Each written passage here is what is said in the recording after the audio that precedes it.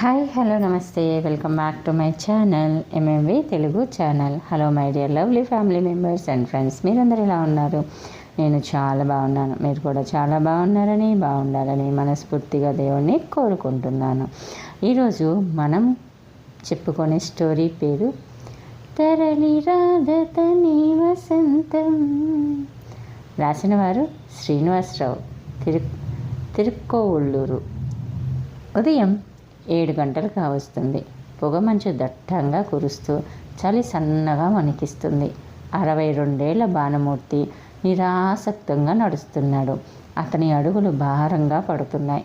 స్తబ్దత కమ్మేసిన నిర్లిప్తత అతని శరీరంలో అణువున అలుముకుంది. భానుమూర్తి ఈ మధ్య కాలమే రిటైర్ అయిన ఓ ప్రభుత్వ ఉద్యోగి. అతని మనసులో లేదు. ఏదో తెలియని అశాంతి అతని మొహంలో స్పష్టంగా ప్రస్ఫుటిస్తుంది. అతనికి చాలా చిరాగ్గాను అసహనంగానూ ఉంది. అంత పొద్దున్నే తీవ్రమైన చలిలో బయటికి రావడం అతనికి సుతారాం ఇష్టం లేదు. అతనికి తన కుటుంబ సభ్యుల మీద పీకలలోతు కోపం తన్నుకొస్తుంది. ముఖ్యంగా తన కోడల మీద. పాల ప్యాకెట్ల కోసం తనను అలా బయటికి పంపించడం అతని మనసుకెంతో కష్టంగా అనిపిస్తుంది. తన ప్రస్తుత పరిస్థితి ఆఫీసర్ హోదాలో నుంచి ప్యూన్ స్థాయికి దిగజార్చినట్టుగా ఏదో దిగులు. ఉద్యోగం లేని రిటైర్మెంట్ జీవితం ఇంత హీనంగా ఉంటుందా అని మనసులోనే పరిపరి విధాలుగా ఆవేదన పడుతున్నాడు. 4 రోజుల క్రితం జరిగిన ఓ సంఘటన తన చేదు జ్ఞాపకాల్లోంచి ఇంకా చెరిగిపోక మునిపే తననిలా పాల ప్యాకెట్ కోసం పంపించడం అతన్ని మరింత కుంగదీస్తుంది. ఉదయాన్నే వాకింగ్ పోయే తన కొడుక్కి చెప్పొచ్చుగా. అదీ కాకపోతే 20 ఏళ్ళు దాటిన నా మనవడు మనవరాలు ఇంట్లోనే ఉంటారుగా. ఇలాంటి చిల్లర పనులు వారికి చెప్పకుండా తనకు పురమాయించడం ఏమిటి? భానుమూర్తి రకరకాలుగా వెంటాడుతున్న ఆలోచనలతో పాల ప్యాకెట్స్ కోసం డైరీ పార్లర్కు చేరుకున్నాడు. భానుమూర్తి షాపతనిచ్చిన పాల ప్యాకెట్స్ తీసుకొని డబ్బులు ఇస్తున్నప్పుడు తన పక్కనే ఉన్న వ్యక్తిని చూశాడు యాదృచ్ఛికంగా. అతను తనకు బాగా తెలిసిన వ్యక్తిలా అనిపించి తేరిపారా చూశాడు. అవును, అతను తనతో డిగ్రీ వరకు కలిసి చదువుకున్న తన బాల్యమిత్రుడు రామభద్రం. భానుమూర్తి అలా తదేకంగా చూసేసరికి అతను చూశాడు భానుమూర్తి వైపు యథాలాపంగా. ఒకేసారి ఇరువురి కళ్ళల్లో ఆనందాశ్చర్యాలతో కూడిన ఒక మెరుపు లాంటి వెలుగు. ముందుగా భానుమూర్తి గొంతు విప్పుతూ, అరే రామం, ఎలా ఉన్నావురా పలకరించాడు పట్టరాని సంతోషాన్ని వ్యక్తం చేస్తూ. ఓ మై గుడ్నెస్, ఒరేయ్ నువ్వేనట్రా, ఎన్నాళ్ళకు కనిపించావురా అంటూ రామభద్రం అవధులు దాటిన ఆనందంతో ఎంతో సంబరపడిపోయాడు. ఇద్దరూ ఆ డైరీ పార్లర్ నుండి కాస్త పక్కకు వచ్చి ఒకరినొకరు అనేక కుశల ప్రశ్నలు వేసుకున్నారు ఉత్సాహంగా. అనంతరం పద అలా నడుస్తూ మాట్లాడుకుందాం అన్నాడు రామభద్రం. భానుమూర్తి సరే అంటూ మిత్రుడితో అడుగులు కలిపాడు. ఇరువురు తమ జీవితంలో చోటు చేసుకున్న పాత జ్ఞాపకాలను ముచ్చటించుకుంటూ ఆ పక్కనే ఉన్న రైతు బజార్లోకి వెళ్ళారు. రామభద్రం కాయగూరలు ఆకుకూరలు తీసుకున్నాడు. తర్వాత బయటికి వచ్చాక ఓ కిరాణా షాపుకు వెళ్ళి ఏవేవో సరుకులు కట్టించాడు. దాంతో అతని 2 చేతుల్లోనూ సంచులు ఉన్నాయి. రామభద్రం వాటిని చెరో చేత్తో పట్టుకొని హుషారుగా అడుగులు వేస్తున్నాడు. భానుమూర్తి మిత్రునికి సహాయంగా ఒక సంచిని పట్టుకుంటానని అడిగాడు. అందుకు రామభద్రం భానుమూర్తి మాటను సున్నితంగా తిరస్కరించి ఓ మెడికల్ షాప్ వైపు నడిచాడు. అక్కడ కొన్ని టాబ్లెట్స్ తీసుకొని వాటిని చేతిలోని కాయగూరల సంచిలో ఓ పక్కన సర్ది పెట్టుకున్నాడు. అప్పటికి రామభద్రం కొనుక్కునే సామాన్ల లిస్టు పరిసమాప్తం అయి ఉంటుందని భావించాడు భానుమూర్తి. కానీ రామచంద్రం ఓ జిరాక్స్ షాప్ దగ్గరికి వెళ్ళి తను ముందు రోజు ఇచ్చిన మనవరాలి బుక్ తాలూకా జిరాక్స్ల గురించి అడిగాడు. ఆ జిరాక్స్ షాప్ అతను అప్పటికే సిద్ధంగా తీసించిన జిరాక్స్లున్న కవర్ లాంటి సంచిని రామభద్రానికి అందించాడు. అప్పటికే అతని చేతుల్లోని 2 సంచులతో పాటు జిరాక్స్లున్న ఆ 3వ సంచిని వాటితో కలిపి పట్టుకున్నాడు కాస్త ఒడుపు చేసుకుంటూ.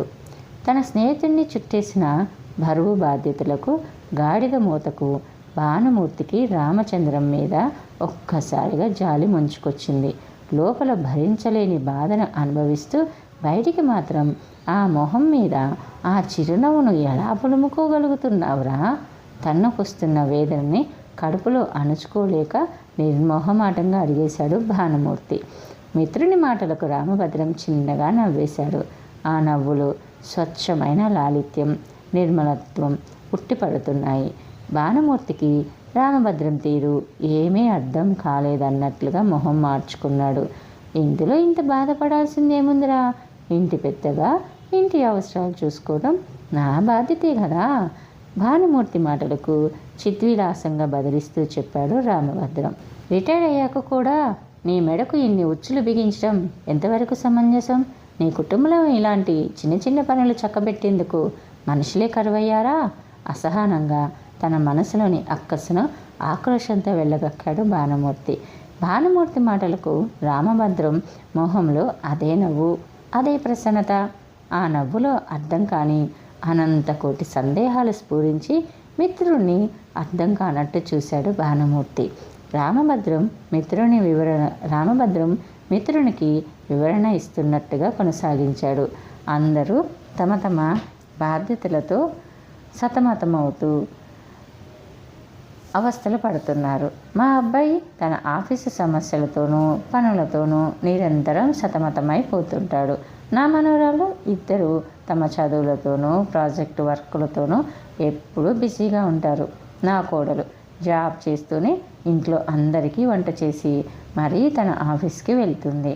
నా భార్య ఆమెకు ఇంటి పనుల్లో సాయపడుతూ నా అవసరాలు చూసుకుంటుంది. అందరూ తమ తమ వ్యాపకాలతో క్షణం తీరిక లేకుండా ఉరుకుల పరుగులతో మహా బిజీగా ఉంటుంటారు. ఏ పని పాటు లేని నేను వారిని అలా చూస్తూ ఎలా కూర్చోగలను? ఏదో నాకు చేతనైనంత వరకు ఇలాంటి పనుల్లో ఇలా ఉడత సాయం చేస్తుంటాను. దాంతో వాళ్లకు కాస్తో కూస్తో విరామం, వెసులుబాటు దొరుకుతాయి కదా. నాకు వారిపై ఆధారపడుతున్నానన్న అభద్రతాభావం కూడా ఉండదు. అలాగే శరీరానికి మనసుకి తగినంత వ్యాయామం దొరికినట్టు అవుతుంది అంటూ తన బరువుల వెనుక పరమార్థాన్ని చెప్పి సంతృప్తిగా చూశాడు భానుమూర్తి వైపు. భానుమూర్తికి అతని మాటలు పెద్దగా రుచించకపోయినా కాస్త ఆసక్తిని కలిగించి కాస్త ఆలోచనలో పడవేశాయి. రామభద్రం చెప్పింది విన్నాక ఏమి మాట్లాడాలో అర్థం కాక కాసేపు మౌనంగా ఉండిపోయాడు భానుమూర్తి. మాటల్లో మా ఇంటికి వచ్చేసాం పదా, మా కుటుంబ సభ్యులను నీకు పరిచయం చేస్తాను అంటూ రామభద్రం ఎదురుగా కనిపించిన ఓ ఇంటిలోనికి దారి చూపాడు. అతని మాటలకు భానుమూర్తి మిత్రుని వైపు ఆశ్చర్యంగానూ నిష్ఠూరంగానూ చూశాడు. రామభద్రం అతని చూపులను అర్థం చేసుకున్నట్లుగా ఎన్నాళ్లకో కనిపించావు, నిన్ను అంత సునాయాసంగా వదిలిపెడతానా? టిఫిన్ చేసి టీ తాగి వెళ్ళొచ్చులే అన్నాడు చిరకాలపు మిత్రుడు కనిపించిన ఆనందాన్ని సెలబ్రేట్ చేసుకుంటున్నట్లుగా. ఉల్లాసంగా తన ఇంటి మెయిన్ గేట్ తీస్తూ లోపలికి ఆహ్వానించాడు ఎంతో ఆదరంగా. రెండు వైపులా ఉన్న రకరకాల పూల మొక్కలు చక్కటి దారిని చూపిస్తూ ఆ ఇంటికి మరింత శోభనిస్తూ చక్కటి పరిమళాల్ని వెదజల్లుతున్నాయి. ఒకవైపున పెద్ద జామ చెట్టు కాయలతో నిండుగా కంటికి ఇంపుగా కనిపిస్తుంది. మరో పక్కన బొప్పాయి, మామిడి చెట్లు ఎంతో ఆహ్లాదంగా కనిపిస్తూ ఆ ఇంటికి మరింత అందాన్ని తెస్తున్నాయి. రామభద్రం భార్య అలివేలు హాల్లో కొడుకుతో మాట్లాడుతూ కాయగూరలు తరుగుతూ కొడుకుతో ముచ్చటిస్తుంది. రామభద్రం కొడుకు తల్లితో ఏవో కబుర్లు చెబుతూ చెడిపోయిన గ్రైండర్, మిక్సీని రిపేర్ చేస్తున్నాడు. రామభద్రం కోడలు భర్త, అత్తగారులతో వంటగదిలో నుంచి వారి మాటల్లో మాట కలుపుతూ పని చేసుకుంటుంది. హాల్లోకి ప్రవేశించిన రామభద్రం భానుమూర్తిని చూడగానే రామభద్రం భార్య, కొడుకు లేచి నిల్చున్నారు. అతిథి మర్యాదగా రామభద్రం తన కుటుంబ సభ్యులకు భానుమూర్తిని పరిచయం చేశాడు. ఎంతో ఉద్విగ్నంగా తల్లి కొడుకులు గౌరవంగా సాధారణంగా భానుమూర్తికి నమస్కారం చేసి కూర్చోడానికి సోఫా చూపించారు. ఎంతో ఆదరణ కనబరుస్తూ భానుమూర్తి వారు తన పట్ల చూపిస్తున్న గౌరవ మర్యాదలకు కాస్త ఇబ్బంది పడుతూ కూర్చున్నాడు. అప్పుడే వంటగదిలోంచి హాల్లోకి వచ్చిన అతని కోడల్ని పరిచయం చేస్తున్నట్టుగా తను మా కోడలు, కాఫీ అద్భుతంగా పెడుతుందనుకో. అలాగే పెసరట్టు ఉప్మా కాంబినేషన్లో టిఫిన్ మహా అద్భుతంగా చేస్తుంది. ఈరోజు టిఫిన్ పెసరట్టు ఉప్మాయే, రుచి చూసి నువ్వే చెప్తావు అంటూ రామభద్రం సోఫాలో భానుమూర్తి పక్కనే తాను కూర్చున్నాడు. నేను తరచూ చెప్తుంటానే భానుమూర్తి అని అంటూ తన కుటుంబ సభ్యులకు సవివరంగా తమ అనుబంధాన్ని పరిచయం చేశాడు రామభద్రం. రామభద్రం మాటలకు పక్క గదిలో నుంచి హాల్లోకి వచ్చిన అతని ఇద్దరు మనవరాళ్ళు భానుమూర్తిని చూడగానే ఎంతో గౌరవంగా 2 చేతులెత్తి నమస్కారం చేశారు. అనంతరం అక్కడే ఉన్న మరో సోఫాలో కూర్చున్నారు గౌరవ ప్రవర్తులతో. అందరూ తమ పనులు మానుకొని తనను ఒక సెలబ్రిటీలా ట్రీట్ చేయటం కాస్త ఇబ్బందికి లోనయ్యాడు భానుమూర్తి. అతనికి వారితో ఏమి మాట్లాడాలో, వారి ఆతిథ్యానికి ఎలా స్పందించాలో అర్థం కాలేదు. కాసేపటికి రామభద్రం కోడలు వేడివేడి పెసరట్టు ఉప్మా ప్లేట్ని తీసుకువచ్చి భానుమూర్తికి, మామగారికి అందించింది ఆమె. రామభద్రం కొడుకు భానుమూర్తిని తన తండ్రితో అనుబంధాలను ఎంతో ఆసక్తిగా అడుగుతూ ఉంటే భానుమూర్తి ఎంతో ఆనందంగా ఆ జ్ఞాపకాలను చెప్పుకుపోతున్నాడు. అందరూ భానుమూర్తి చెప్తున్న మాటల పట్ల ఎంతో ఆసక్తిని కనబరుస్తూ ఎంతో ఆప్యాయంగా మాట్లాడారు. అంతేకాకుండా రామభద్రం భార్య కోడలు భానుమూర్తిని, అతని కుటుంబ సభ్యులను ఓ ఆదివారం తప్పకుండా భోజనానికి రావాలని ఎంతో అభిమానంగా ఆహ్వానించారు. రామభద్రం అతని కుటుంబ సభ్యులు అందరూ ఇంటి మెయిన్ గేటు వరకు వచ్చి భానుమూర్తిని ఎంతో ఆనందంగా సాగనంపారు. భానుమూర్తి రామభద్రం ఇంటి నుంచి బయటికి వచ్చాడే కానీ రామభద్రం అతని కుటుంబ సభ్యులు అంత బిజీ జీవితాలను లీడ్ చేస్తూ కూడా తన పట్ల చూపించిన ఆత్మీయ అనురాగాలకు ఫిదా అయ్యాడు. భానుమూర్తికి ఒక్కసారిగా తన కుటుంబం జ్ఞప్తికి వచ్చింది. ఓ 4 రోజుల క్రితం తన ఇంట్లో చోటు చేసుకున్న ఆ చేదు సంఘటన గుర్తుకు వచ్చింది. ఆ రోజు భానుమూర్తి తన దూరపు బంధువు చనిపోతే చూడ్డానికి వెళ్ళాడు. అక్కడ భానుమూర్తికి చిన్నతనంలో తన చదువుకు ఎంతో ఆర్థిక సహాయాన్ని అందించిన దూరపు చుట్టం పరంధామం బాబాయి కనిపించాడు. చాలా కాలం తర్వాత కనిపించిన అతన్ని చూడగానే భానుమూర్తి ఎంతో ఉద్వేగానికి లోనయ్యాడు.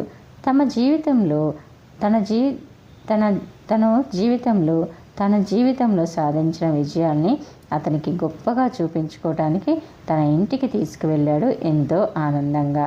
ఆ రోజు ఆదివారం కావటంతో అందరూ ఇంట్లోనే ఉన్నారు. ఎంతో ఉత్సుకతతో బాబాయిని అందరికీ పరిచయం చేయాలి అనుకున్నాడు. అందరూ ఒకసారి హాల్లోకి రండి అంటూ తన కుటుంబ సభ్యులను ఆనందంతో గట్టిగా పిలిచాడు. భానుమూర్తి భార్య వంటగదిలో ఎవరో తరుముతున్నట్టుగా వంట చేసుకుంటుంది, హడావుడి పడిపోతూ. అతని కొడుకు తన రూమ్లో ల్యాప్టాప్తో కుస్తీలు పడుతున్నాడు. కోడలు ఎవరితోనో ఫోన్లో గడగడా మాట్లాడుకుంటుంది. మనవడు తన మొబైల్ ఫోన్లో ఆన్లైన్ గేమ్ ఆడుకుంటూ ఎవరి మీదో అరుస్తున్నాడు.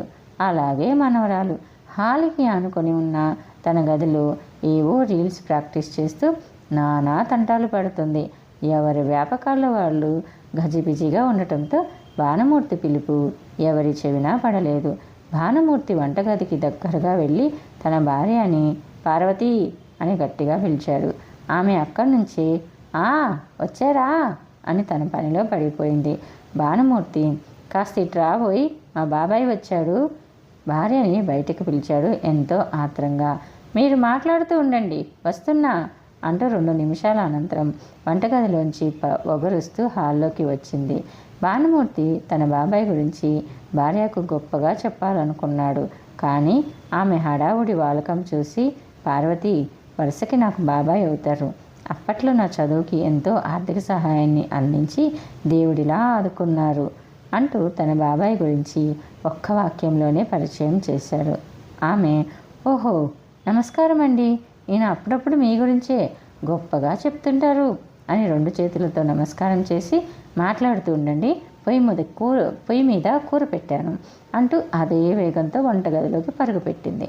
భానుమూర్తి పక్క గదిలో ఉన్న కొడుకుని పిలిచాడు. అటు నుంచి ఎటువంటి స్పందన లేకపోవడంతో కాస్త స్వరాన్ని హెచ్చించి మళ్ళీ పిలిచాడు.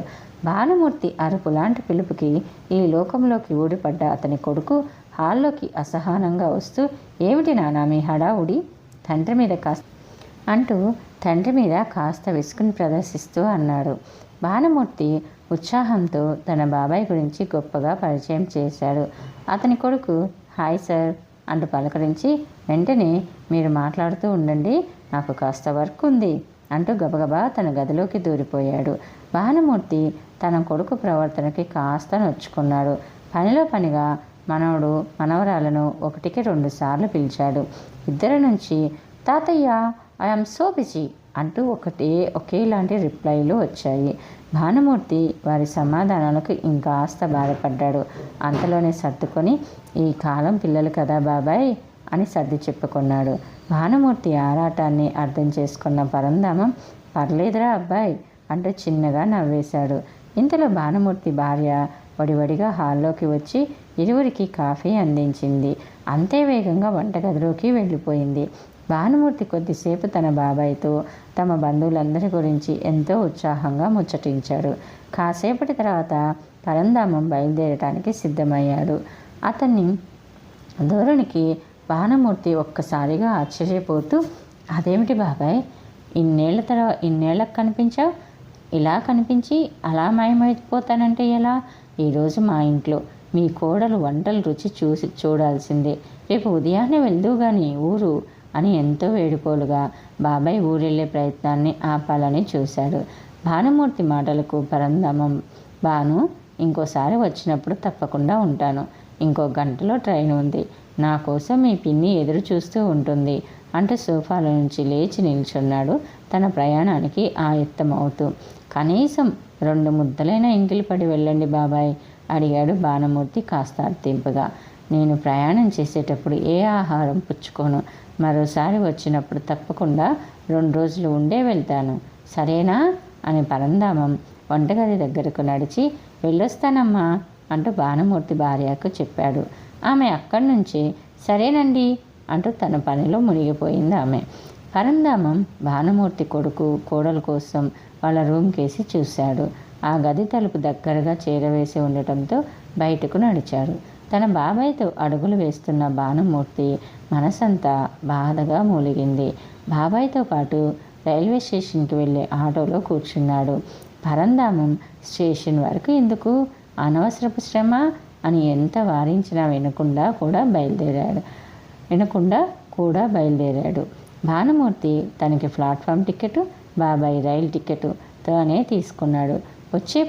పోయే ప్రయాణికులతో ఆ రైల్వే స్టేషన్ చాలా గందరగోళంగా ఉంది. భానుమూర్తి అప్పటికే పరంధామం ఎక్కాల్సిన రైలు సిద్ధంగా ఉండటంతో గబగబా ఎక్కించాడు. రైలు బయలుదేరటానికి ఇంకా 20 నిమిషాలు ఉండటంతో భానుమూర్తి, ఇప్పుడే వస్తాను బాబాయ్ అంటూ అక్కడి నుంచి పరుగులాంటి నడకతో గబగబా బయటికి వెళ్ళాడు. కాసేపటి తర్వాత ఒగరుస్తూ వచ్చి, బాబాయ్, నీకు మధ్యలో ఆకలి కావచ్చు, అందుకే ఈ టిఫిన్ పార్సిల్ కట్టించాను అంటూ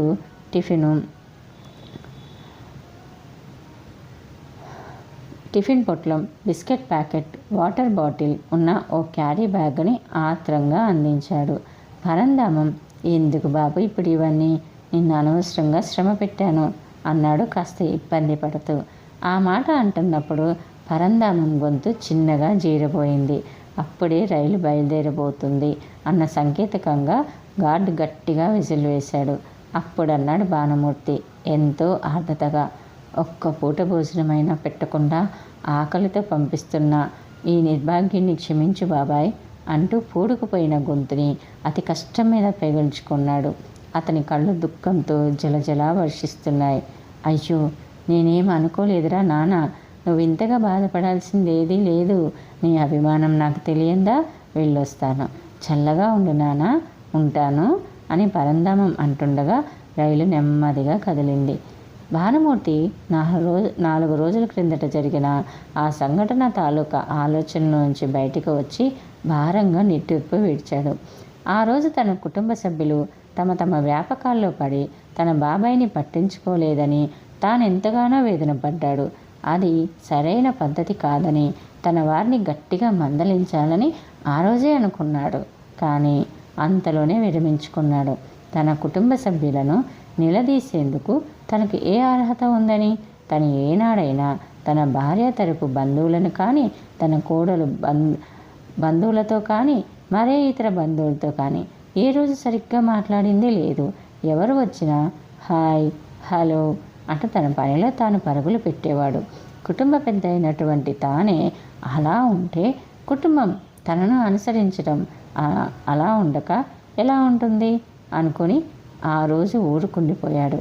తాను చేసిన తప్పులను సింహావలోకనం చేసుకుంటూ మానసిక ప్రక్షాళన కోసం, తీవ్రంగా తగిన పరిష్కారం కోసం యోచిస్తున్న తరుణంలో రామభద్రం జీవన మంత్రాన్ని ఉపదేశించే దేవుడిలా కనిపించాడు. తన మిత్రుడు రామభద్రం తన యాంత్రిక ప్రయాణంలో నుంచి బయటపడే గొప్ప మార్గాన్ని చూపించాడు. వట్టిపోయిన తన జీవితంలోకి వసంతాన్ని నింపాడు. సాటి మనిషిని పలకరించలేని సమయపాలనలో గుట్టిగా బతికేస్తున్న తనలాగే కుటుంబ సభ్యుల అందరి జీవితాల్లో సంపూర్ణమైన మార్పుని తీసుకురావాలి అనుకుంటూ గబగబా తన ఇంటి వైపు ఉద్వేగంగా అడుగులు వేశాడు భానుమూర్తి. ఇది కదండి, నిజంగా ఇవాళ రేపటి రోజుల్లో మనుషులు మాట్లాడుకోవటం చాలా వరకు కరువైపోయింది. ఫోన్లో ఉంటున్నారు అని అంటే అది కూడా షార్ట్లు పుణ్యమా అంట మనిషి మరీ కుచించుకుపోతున్నాడు. జీవితం అంటే ఫ్రాక్షన్ ఆఫ్ సెకండ్స్లో చిటికేస్తే జరిగిపోయేలాగా తయారవుతున్నారు.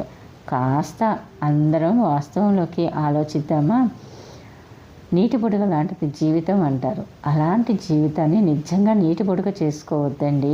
ఫ్యూచర్ గురించి ఎంతో ఆలోచించే మనం మన చుట్టుపక్కల మనుషులతోటి ఒక గంట సేపైనా, అట్లీస్ట్ రోజుకి ఒక పావు గంటైనా స్పెండ్ చేద్దామని ఎవరికి వారుగా నిర్ణయించుకోండి. వాళ్ళు మంచోళ్ళు కాదు, వీళ్ళు మంచోళ్ళు కాదు అని మనకి మనం డిసైడ్ చేసుకోవద్దు.